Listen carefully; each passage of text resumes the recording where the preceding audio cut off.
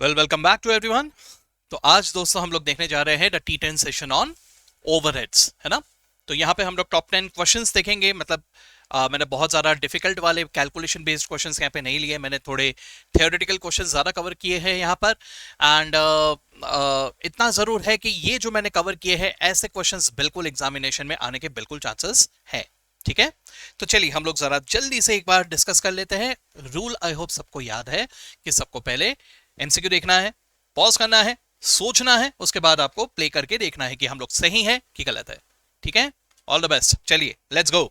सो सबसे पहला एमसीक्यू कुछ ऐसा है, डायरेक्टर्स रेम्यूनरेशन। डायरेक्टर साहब को जो हम लोगों ने रेम्यूनरेशन दिया, इसे हम लोग कौन से कैटेगरी में क्लासिफाई करेंगे? तो क्या हम इसे प्रोडक्शन ओवरहेड्स कहेंगे, क्या हम इसे एडमिन ओवरहेड्स कहेंगे, क्या इसे सेलिंग ओवरहेड्स कहेंगे, क्या इसे डिस्ट्रीब्यूशन ओवरहेड्स कहेंगे? ठीक है, अब डायरेक्टर की अगर बात करें, देखो मैनेजर और डायरेक्टर दोनों में फर्क होता है सबसे पहली बात। अब अगर यहाँ पे मैनेजर्स रेम्यूनरेशन कहा होता तो डिपेंड करता है कि मैनेजर कहाँ का है, फैक्ट्री में काम कर रहा है, ऑफिस में काम कर रहा है, कहाँ कर रहा है। लेकिन डायरेक्टर की अगर मैं बात करूं, कहने से डायरेक्टर तो हर जगह काम करता है भाई, उसका रोल तो हर जगह है ना। तो ऐसे सिचुएशन में हम इसे कहाँ क्लासिफाई करें? तो ऐसे कुछ भी कॉम्प्लिकेटेड या कुछ भी जनरल नेचर की चीजें अगर आ गए तो हम उसे क्लासिफाई करते हैं एज एडमिनिस्ट्रेशन ओवरहेड्स। ठीक है, so admin overheads. Number two, find out from the following the scientific and accurate method of factory overheads absorption. Sir factory overheads को एब्जॉर्ब करने के लिए इनमें से कौन सा मेथड सबसे ज्यादा साइंटिफिक है? तो आप नाम अगर देखेंगे, percentage of prime cost, this is definitely one of the methods. Machine hour rate method, again one of the methods. Percentage of direct labour, sorry of direct material, percentage of direct labour, ये सारे के सारे genuine methods है। ठीक है, लेकिन हमें ये नहीं पूछा कि इनमें से कौन सा मेथड है, हमें ये पूछा गया है कि इनमें से कौन सा सबसे ज्यादा साइंटिफिक, सबसे ज्यादा एक्यूरेट हमें बता सकता है। तो देखो अगर हम लोग ये चारों को कंपेयर करें तो सर मटेरियल लेबर, इनका परसेंटेज तुक्का होता है। ठीक है, वैसे ओवरहेड्स में यहाँ पे हर एक मेथड ही एक तरफ से तुक्का हो गया, लेकिन अगर मैं यहाँ पे साइंटिफिक और एक्यूरेट तरीके से अगर जाऊं तो सबसे इजीली रिलेटेबल होता है मशीन आर से। ठीक है, तो सबसे ज्यादा साइंटिफिक वे में अगर मैं कैलकुलेट करूं, जो कि प्रैक्टिकली होता भी है अधिकतर जगह पर, ठीक है, तो मैं ओवरहेड्स के, अगर आप लोगों ने मेरे लेक्चर्स देखे होंगे तो वहां पे मैंने कुछ कुछ जगह पे ऐसा लिंक किए भी है, तो आप लोगों को वो समझ में भी आएगा। ठीक है, so it is actually the machine hour rate method which is very scientific and gives us most accurate results. ठीक है, वैसे इससे भी बेहतर मेथड्स होते हैं, ये नहीं कि यही एक एग्जैक्ट एक्यूरेट कहता है। सबसे बेस्ट रिजल्ट्स तो हमें एक्टिविटी बेस्ड कॉस्टिंग से मिलता है। ठीक है, लेकिन खैर अभी वो डिस्कशन हम लोग नहीं कर रहे, इसलिए आगे बढ़ते हैं। Next one, so when the amount of overhead absorbed is less than the amount of overheads incurred, overheads incurred से क्या समझ में आ रहा है आपको? actual overheads, और absorbed overheads actual overhead से कम है, तो इसे क्या कहेंगे भाई? इसे कहा जाएगा अंडर एब्जॉर्प्शन ऑफ ओवरहेड्स। ठीक है, चलो बहुत बढ़िया। अब अगला question, tricky question, let's see. बहुत सारे बच्चों को मैंने देखा है कि इसको इंटरप्रेट करने में दिक्कत जाती है, तो मैंने कहा कि क्यों नहीं इसी के ऊपर एक एमसीक्यू फ्रेम कर लिया जाए। ठीक है, तो देखिए भाई यहाँ पे सर्विस डिपार्टमेंट ओवरहेड्स का डिस्ट्रीब्यूशन समरी दिया है, वो थोड़ा सा हिल गया है। ठीक है, बट एनीवेज, तो S1 P1 P2 S1 S2 और S2 P1 P2 S1 S2 सब ऐसा दिया हुआ है। अब मैं उसे रीड नहीं कर रहा हूँ क्योंकि मैं रीड करूंगा तो आंसर आ जाएगा। ठीक है, तो आपको वीडियो को पॉज करना है, एक बार सोचना है कि इनमें से कौन सा ऑप्शन आपको सही लग रहा है। ठीक है, ओके, तो चलिए भाई, अब आप लोगों ने सबने सोच लिया है, ये मैं अज्यूम करते हुए आगे बढ़ रहा हूं। क्या आपका जवाब ऑप्शन सी है? Both A and B? Sir A में भी सही लिखा है, बी में भी सही लिखा है, दोनों सही है। ठीक है, तो आपका जवाब बिल्कुल गलत है। ध्यान से देखना, this is not actually a question on costing, this is actually a costing on English. ठीक है, जरा ध्यान से देखना, ऐसे क्वेश्चंस में कैलकुलेशन से ज्यादा इंटरप्रिटेशन में हम गलती करते हैं। ठीक है, अब मैं इसे रीड करता हूं, जरा देखिए। जब मैं S1 के ओवरहेड्स की बात कर रहा हूं, जो भी S1 के ओवरहेड्स है, ठीक है, इसका 40% P1 में जाएगा, 50% P2 में जाएगा और 10% S1 के ओवरहेड्स S2 में जाएंगे। यानी S2 will get 10% of S1 overheads. अगर S1 के 10% S2 में जा रहे हैं तो S2 में S1 के 10% ओवरहेड्स आ रहे हैं। अब जरा देखिए, S2 में S1 के 10% दिया है क्या? ऑप्शन बी को देखो जरा, मेरे ख्याल से 20% दिया है, तो ये गलत है सर। ठीक है, अच्छा उसी तरह से अगर मैं S2 के ओवरहेड्स की बात करूं तो 50% जा रहा है P1 में, 30% जा रहा है P2 में और 20% जा रहा है S1 में, यानी S1 is getting 20% of S2 overheads. अब सर ऑप्शन ए को देखिए, S1 विल गेट 20% लिखा है कि 10% लिखा है? 10%। तो एग्जैक्टली उल्टा लिख दिया था मैंने यहाँ पे ऑप्शंस में। So what is the correct answer? Correct answer is actually none of the above. इनमें से एक भी सही नहीं था। ठीक है, तो जरा ध्यान से, ऐसे ट्रिकी क्वेश्चंस भी एग्जाम में आ सकते हैं। ठीक है, चलो आगे देखते हैं अभी। Now this is a very common and typical question. Direct material 1 lakh है, डायरेक्ट वेजेस 10 पर आर के रेट से 50,000 है। ठीक है, फैक्ट्री ओवरहेड्स दिया हुआ है 25,000। Factory overheads are recovered at labour hour rate. ठीक है, तो ओवरहेड्स रिकवरी रेट पूछा गया है हमें। ठीक है, देखो फैक्ट्री ओवरहेड्स को मुझे क्वेश्चन में दिया हुआ है 25,000।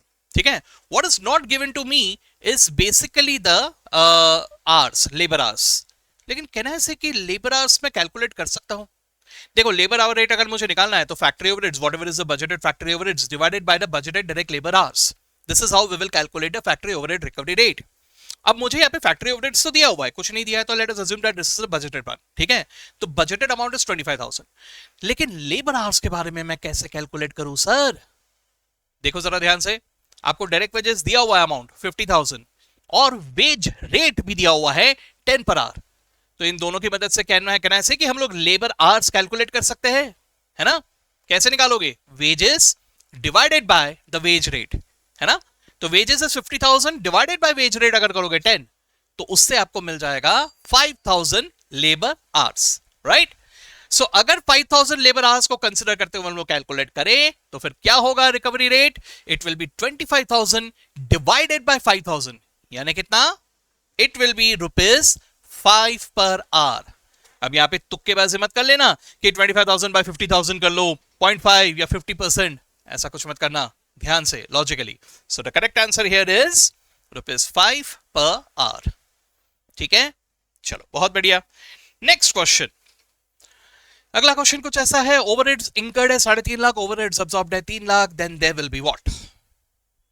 ठीक है, सोच के देखना।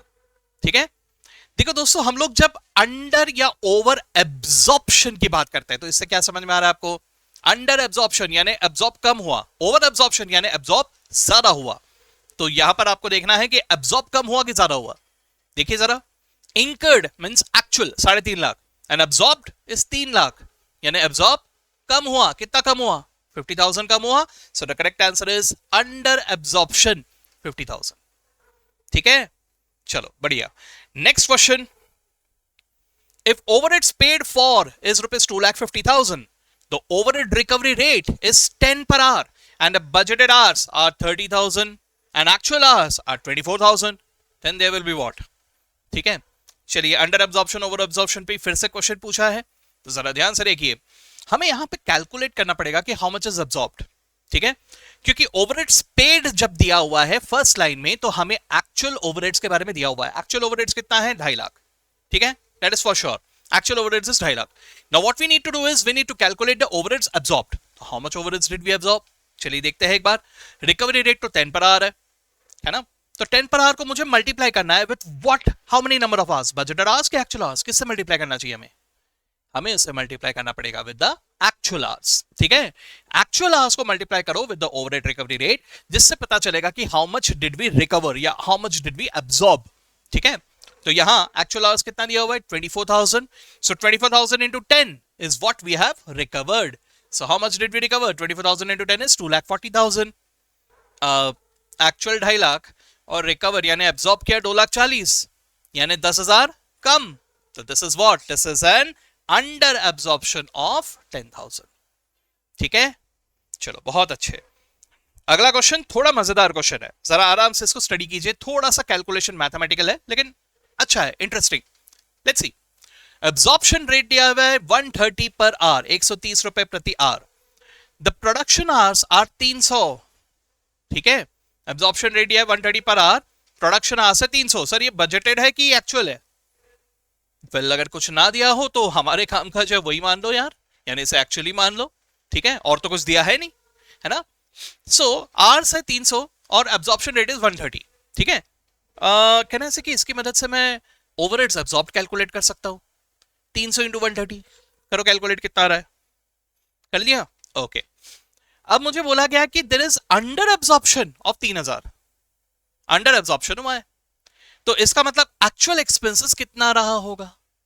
देखो दोस्तों, थोड़ा कैलकुलेशन है लेकिन जरा समझने की कोशिश करेंगे आप लोग। आप लोगों ने यहां पर कैलकुलेट कर लिया कि हाउ मच इज एब्जॉर्ब्ड। कैसे कैलकुलेट किया आपने? 300 इंटू 130, ठीक है। अब आपको इतना बताया गया है कि what ever you have absorbed it is actually an under absorption, है ना। तो एक्चुअल ओवरहेड्स कितना है ये पूछा है। अब सोच के देखो, अगर ये अंडर एब्जॉर्प्शन है यानी जो भी एक्चुअल खर्चा है उससे कम एब्जॉर्ब किया कि ज्यादा? अंडर का मतलब क्या? कम, है ना।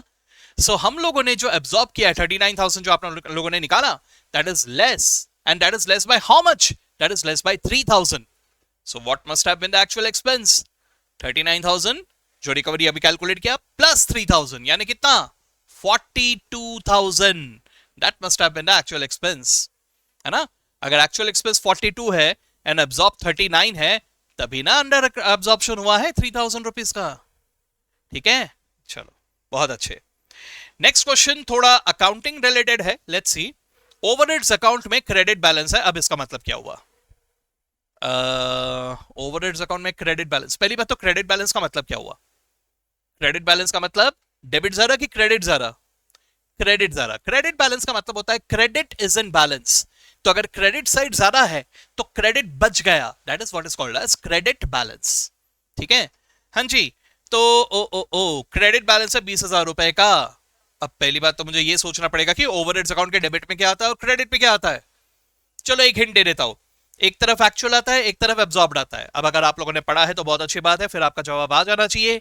नहीं पढ़ा है तो आपको हिंट दे रहा हूं, एक तरफ एक्चुअल आता है, एक तरफ एब्जॉर्ब्ड आता है। यस, चलो ठीक है, बता देता हूं आंसर। सर जी देखो क्या करना है, यहां पर आप लोगों को एक ट्रिक बताता हूं जिससे बहुत आसानी से याद रह जाएगा। आप दिमाग में किसी भी खर्चे की एंट्री लाओ जो आप पे कर रहे हो, पेमेंट कर रहे हो।